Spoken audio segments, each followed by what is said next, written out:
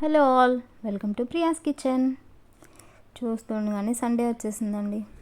Sunday వస్తే నేను పడే తంటాలు అంత ఇంత కాదనమాట.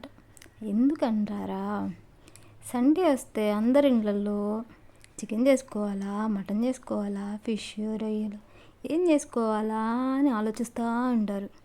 కానీ నేను మాత్రం ఏ కూరగాయతో ఏ పులావులు చేయాలా అని ఆలోచిస్తా అండి.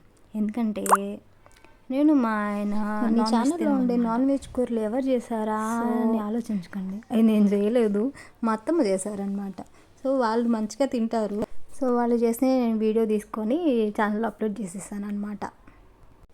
ఇంతకీ ఈ సండే ఏ కూరగాయని బలిచ్చానని ఆలోచిస్తున్నారా?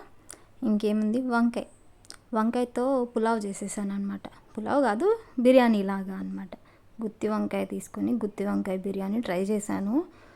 మా వంకాయ ఉడికేసరికి కైమా అయిపోయిందండి. వంకాయ నామరూపాలు లేకుండా పోయిందనమాట నేను వండిన దానికి. ఇంకా నా సోదాపి ప్రాసెస్ చెప్తాను, వింటారా అండి? ఇంకా గుత్తి వంకాయలను తీసుకొని మంచిగా కడిగి 4 ఘాట్లు పెట్టి వేయించుకోవాలన్నమాట సపరేట్గా. తర్వాత ఉల్లిపాయలు తరుక్కోవాలి, టమాటాలు, పుదీనా, కొత్తిమీర అన్నీ సేమ్ యాజ్ ఇట్ ఈస్ బిర్యానీకి తీసుకున్నట్టే.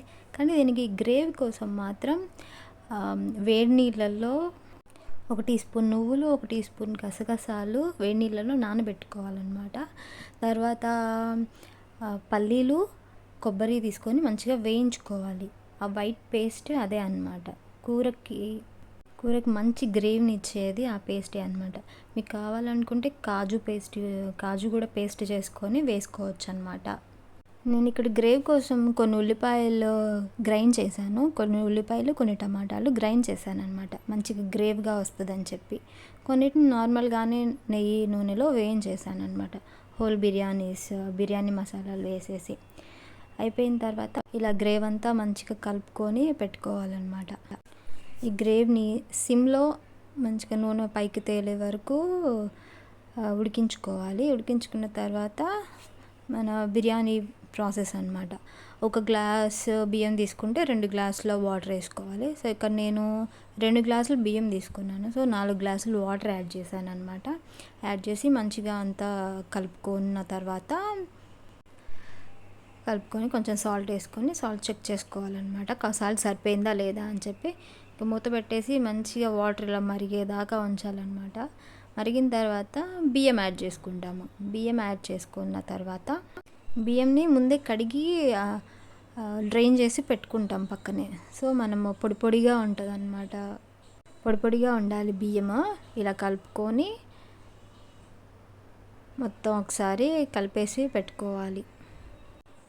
చూడండి, ఇలా బియ్యం మొత్తం వేసేసుకోవాలి. ఒక్కసారి తిప్పుకొని మూత పెట్టేసి ఒక 5 మినిట్స్ హై ఫ్లేమ్లో పెట్టుకోవాలి. హై ఫ్లేమ్లో పెట్టుకున్న తర్వాత ఇలా వస్తుంది టెక్స్చర్. తర్వాత మనం స్టవ్ని సిమ్లో పెట్టేసుకోవాలన్నమాట. ఉన్న వాటర్తోనే మంచిగా ఉడికేస్తుంది.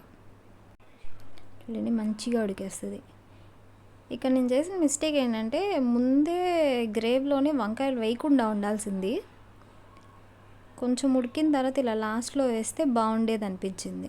ఎందుకంటే ముందే వేయడం వల్ల వంకాయలన్నీ బాగా చెదురు అయిపోయి లాస్ట్కి బిర్యానీలోకి కనిపించలేదన్నమాట వంకాయ. అలా వీడియో చూసి వెళ్ళిపోకుండా సబ్స్క్రైబ్ చేసుకోవచ్చు కదా.